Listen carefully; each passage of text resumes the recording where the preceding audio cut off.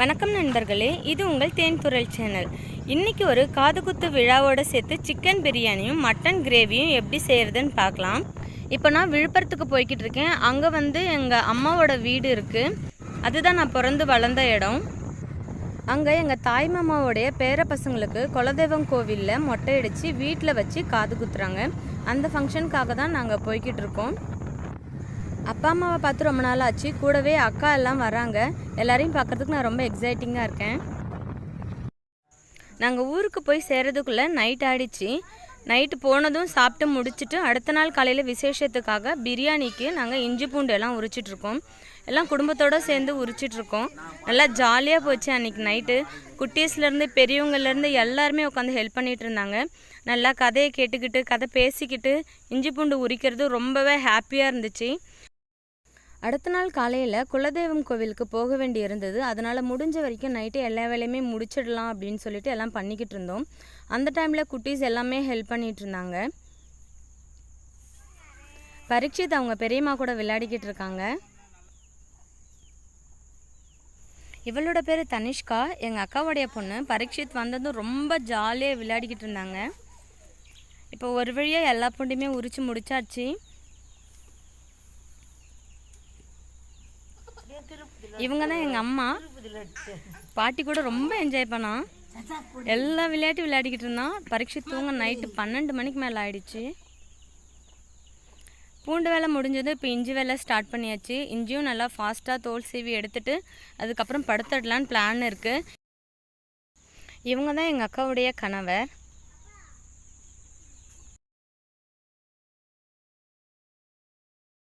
இப்போ பொழுது விடிஞ்சிடுச்சு. எல்லோரும் எந்திரிச்சாச்சு. எங்கள் அக்கா கோலம் போட்டுக்கிட்டு இருக்காங்க. கோலம் போடுற அக்கா பேர் பார்த்திங்கன்னா பானு, எங்கள் தாய் மாமாவுடைய பொண்ணு. இந்த செடியெல்லாம் பார்த்திங்கன்னா எங்கள் அம்மா வீட்டில் வச்சுருக்காங்க. கொஞ்சம் கத்திரிக்காய் செடி, செம்பருத்தி, கனகாம்பரம். இவங்க தான் எங்கள் அப்பா. இவங்க ஒரு விவசாயி. நாங்களும் விவசாய குடும்பத்தை சேர்ந்தவங்க தான். எங்கள் அப்பா ரொம்பவே ஜாலியான டைப்பு. எல்லாருக்கிட்டையும் பேசி சிரிச்சுக்கிட்டே இருப்பார் எப்பயுமே. எனக்கு எங்கள் அப்பாவை ரொம்ப பிடிக்கும். அந்த ஓரத்தில் உட்காந்துட்ருக்கிறவங்க என்னுடைய அண்ணா. இவங்க எங்கள் மாமா பொண்ணு வந்திருக்கிறதுனால நல்லா கிண்டல் அடித்து பேசிகிட்டு இருக்காங்க. இப்போ டீ எடுத்துகிட்டு வந்து கொடுக்குறவங்க எங்கள் அக்கா. கோவிலில் போய் சாப்பிட்றதுக்காக புளி சாதம் செய்ய போகிறாங்க எங்கள் அத்தை. அதுக்காக வேர்க்கடலையே வறுத்து அதுக்கு தோல் உரிச்சிக்கிட்டு இருக்காங்க. பாண்டிச்சேரியில் இருக்க ஐயனார் கோவிலுக்கு போகிறதுக்கு அப்பா வழி சொல்லிகிட்டு இருக்காங்க. அந்த வீடியோ நான் அடுத்து வர வீடியோவில் போடுறேன். இப்போ கோவிலுக்கு வந்தாச்சு. குட்டீஸ்க்கெல்லாம் மொட்டை போட்டுக்கிட்டு இருக்காங்க. எங்கள் தாய்மாமாவுடைய ஒய்ஃப் செஞ்ச புளியோதரை. இந்த சேவல் சாமிக்கு காணிக்கை கொடுக்கறதுக்காக எடுத்துகிட்டு வந்திருக்கோம். கோவிலில் பசங்கள்லாம் செம்மையாக விளையாடிக்கிட்டு இருந்தாங்க.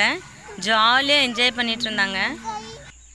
இவங்க தான் என்னுடைய ஓன் சிஸ்டர். பேர் அனிதா. அவங்க போட்டுட்ருக்கிற ப்ளவுஸ் பார்த்திங்கன்னா ஆரி டிசைன் அக்காவே பண்ணது. ஆனால் அக்கா நர்சிங் முடிச்சிருக்காங்க. இப்போ கோவிலில் சாமி கும்பிட்றதுக்கு எல்லாம் ரெடி ஆகியாச்சு. எல்லோரும் பொங்கல் வச்சுட்டு கோவிலில் எடுத்துகிட்டு வரிசையாக அடுக்கி வச்சுருக்காங்க.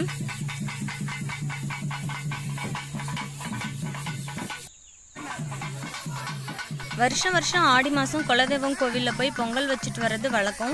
இந்த மாதிரி ஊரில் இருக்கிற எல்லாருமே போயிட்டு பொங்கல் வச்சுட்டு வருவாங்க.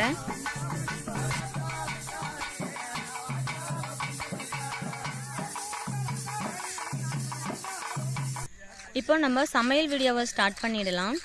மட்டன் அறுக்கிறதுக்காக என்னோட மாமா கத்தியை நல்லா தினை ஏற்றிட்டு இருக்காங்க.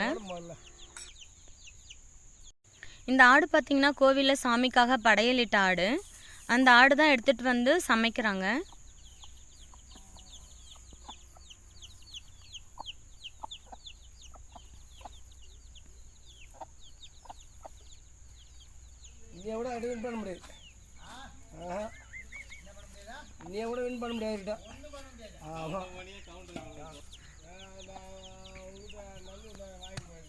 இப்போ இந்த கறியை மட்டன் கிரேவிக்கு ஏற்ற மாதிரி சின்ன சின்ன துண்டாக நறுக்குறாங்க.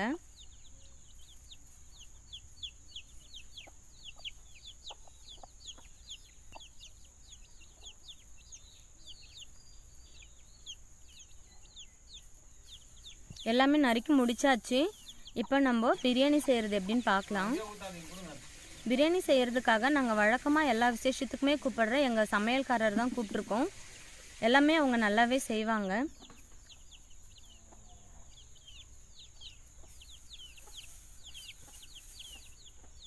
இப்போ கொஞ்சமாக நெய் சேர்த்துக்கிறாங்க.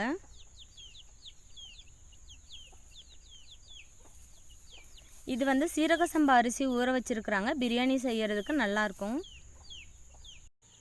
தேவையான அளவுக்கு ரீஃபைண்ட் ஆயில் சேர்த்துக்கிறாங்க. இது கூட பட்டை வகையும் கொஞ்சம் சேர்த்துக்கிட்டாங்க. பெருசாக நறுக்கின வெங்காயம் கொஞ்சம் சேர்த்துக்கிட்டாங்க. பச்சை மிளகாயும் சேர்த்துக்கிட்டாங்க. இப்போ இது எல்லாத்தையுமே சேர்த்து மிக்ஸ் பண்ணி வதக்கிடுறாங்க. நாங்கள் ஒரு 50 பேருக்கு பிரியாணி செய்கிறதுக்கு பிளான் பண்ணியிருக்கிறோம். இது கூட பிரியாணி இலையும் சேர்த்துக்கிறாங்க.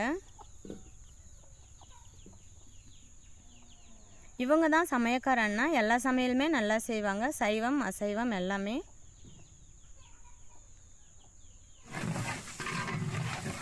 இப்போ வெங்காயம் வதங்கிடுச்சு, தக்காளி சேர்த்துக்கிறாங்க.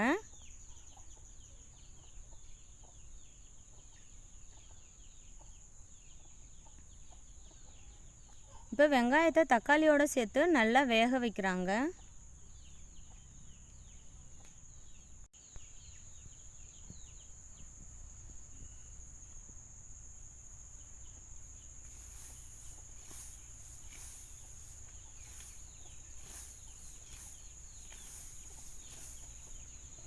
இது கூடவே தேவையான அளவுக்கு உப்பு சேர்த்து நல்லா கிளறி விடுறாங்க. அதுக்கப்புறமா புதினாவும் கொத்தமல்லியும் சேர்த்துக்கிட்டாங்க. இது சேர்த்து கிளறினதுக்கப்புறமா இஞ்சி, பூண்டு, தயிர், எலுமிச்சம்பழம் சாறு இது எல்லாமே சேர்த்து நல்லா கிளறி விட்டாங்க. இது கூட சேர்த்து மிளகாய்த்தூள், தனியாய்த்தூள், பிரியாணி மசாலா எல்லாமே சேர்த்துக்கிட்டாங்க. சேர்த்த மசாலா எல்லாம் வதங்கினதுமா நறுக்கி கழுவி வச்சிருக்கிற சிக்கனை இது கூட சேர்த்துக்கிட்டாங்க.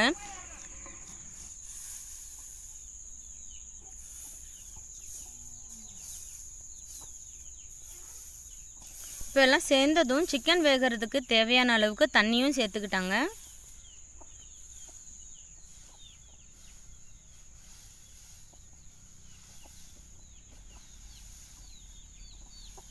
இப்போ இதை ஃபுல்லாக கிளறி விட்டுட்டு கொதிக்க விட்டாங்க. இப்போ கொதித்து வந்ததுக்கப்புறமா கழுவி வச்சுருக்கிற சீரக சம்பா அரிசியை அது கூட சேர்த்துக்கிட்டாங்க. பிரியாணி அரிசியை விட சீரக சம்பா அரிசியோட ருசி ரொம்பவே வித்தியாசமாக இருக்கும். நீங்கள் ஒரு முறை ட்ரை பண்ணி பாருங்கள். திண்டுக்கல் பிரியாணி இருக்கு இல்லைங்களா, அதிலலாம் சீரக சம்பா அரிசி தான் யூஸ் பண்ணுவாங்க. இந்த மாதிரி நீங்கள் ஒரு முறை செஞ்சு பாருங்கள், ரொம்ப நல்லா இருந்தது டேஸ்ட்டு. அரிசி சேர்த்ததமாக இந்த மாதிரி லைட்டாக கிளறி விட்டாங்க. இது போல் கிளறதுனால அரிசி உடையாது, அதனால் இப்படி கிளறி விட்டாங்க. இப்போ பார்த்தீங்கன்னா அரிசி 3/4 பாதம் வெந்துடுச்சு. அடிக்கடி திறந்து இது கிளறி விட்டுட்டே இருந்தாங்க. இப்போ பிரியாணி தம் போடுறதுக்காக ரெடி பண்ணிகிட்டு இருக்காங்க.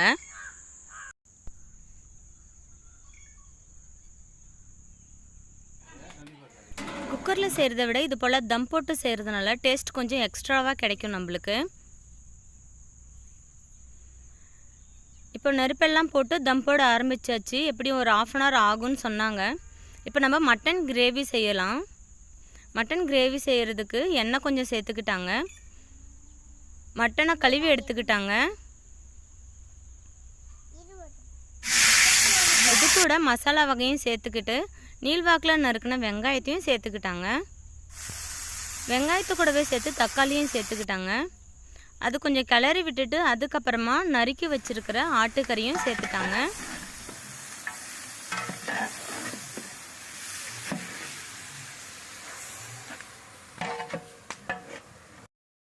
தண்ணி எதுவும் சேர்க்காமலே வதக்கிட்டு இருக்கும்போதே இந்த மாதிரி தண்ணி வந்துடுச்சு.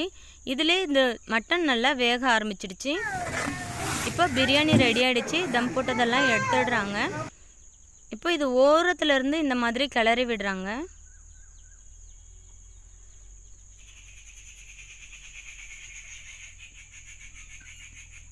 சாதம், சிக்கன் எல்லாமே நல்லா சாஃப்டாக வெந்திருந்துச்சு. சாப்பிட்றதுக்கும் ரொம்ப டேஸ்டியாக இருந்துச்சு. இந்த மாதிரி நீங்கள் வீட்டில் ஒரு முறை ட்ரை பண்ணி பாருங்கள். இப்போ மட்டன் பாதி அளவுக்கு வெந்துடுச்சு. இது கூட புதினா கொத்தமல்லியை சேர்த்து நல்லா வேக வச்சாங்க. இது கூட மசாலா வகைகள், அதாவது மிளகாய்த்தூள், தனியாத்தூள், கரம் மசாலா, உப்பு, அப்புறம் இஞ்சி பூண்டு விழுது, இது எல்லாத்தையுமே சேர்த்து நல்லா மிக்ஸ் பண்ணாங்க. இப்போ பிரியாணி ரெடி ஆனதும் டேஸ்ட் பார்த்துட்டு இருக்காங்க எல்லாரும்.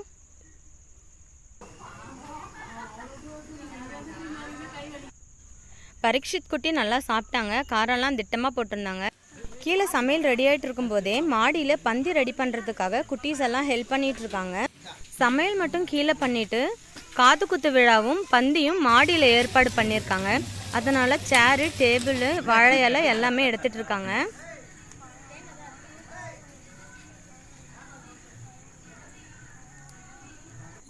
இப்போ ஃபங்க்ஷன் ஸ்டார்ட் ஆகிடுச்சு.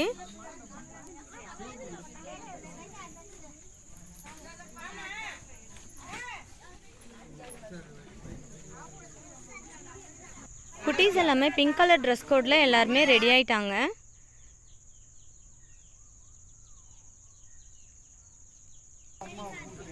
ஃபங்க்ஷன் ஸ்டார்ட் பண்ணுறதுக்காக விளக்கு ஏற்றுறாங்க.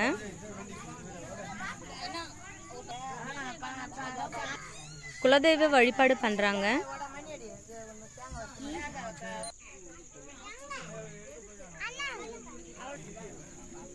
தாய் மாமாவுக்கு மாலை போடுறாங்க. தாய் மாமா மடியில் உட்கார வச்சு தான் காது குத்துவாங்க. அதுதான் சம்பிரதாயம். காது குத்துறதுக்கு முன்னாடி எல்லாம் ஜாலியாக தான் இருந்தாங்க. இவங்க பேர் ஷாம் சுந்தர். ஷாம் குட்டி காது குத்தும்போது அழுகலை, சிரிச்சுக்கிட்டே இருந்தான், கோஆப்ரேட் பண்ணான். அதனால கொஞ்சம் ஈஸியாகவே இருந்துச்சு. இவனுக்கு காது குத்துறத பார்க்கும்போதே தனுஜாவுக்கும் ரொம்பவே பயமாயிடுச்சு. பாருங்க எப்படி பார்த்துட்டு இருக்கான்னு.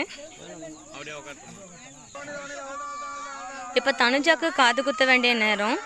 பாப்பா ரொம்ப அழுதுட்டா.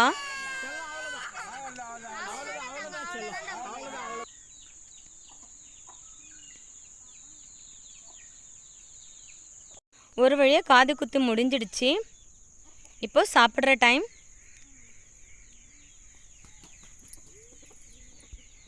பந்தியில் வாழை இலை, ஜாங்கிரி, தயிர் பச்சடி, மட்டன் கிரேவி, சிக்கன் பிரியாணி எல்லாமே வச்சுருந்தாங்க.